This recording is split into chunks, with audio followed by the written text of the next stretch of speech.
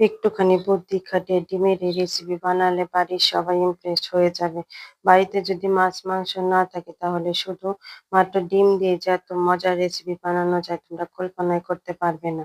তো দারুণ সুস্বাদু রেসিপি বানানোর জন্য প্রথমে প্যানে তেল দিয়ে দিলাম, আস্ত জিরা ১ টেবিল চামচ, ২ টা এলাচ দিয়ে পেঁয়াজ কুচি দিয়ে আমি ভেজে নিচ্ছি। পেঁয়াজটাকে একটু ভেজে এর মধ্যে আমি বাদাম বাটা আর টমেটো বাটা দিয়ে দিয়েছি। লবণ দিয়ে দিলাম, হলুদের গুঁড়ো, মরিচের গুঁড়ো দিয়ে দিলাম।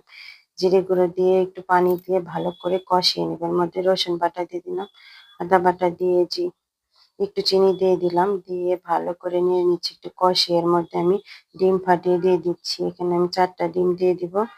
দিয়ে দিলাম, দেখতেই পাচ্ছেন। উপর দিয়ে একটু মরিচের গুঁড়ো দিয়ে দিলাম কয়েকটা, ধনেপাতা দিয়ে কয়েকটা আস্ত কাঁচামরিচ দিয়ে ঢেকে রান্না করে নিলাম। দেখতেই পাচ্ছেন হয়ে গেছে। কত লোভনীয় লাগছে। আমি ডিমের এই রেসিপিটা খেতে কিন্তু বেশ মজার, খুবই মজার এই রেসিপিটা।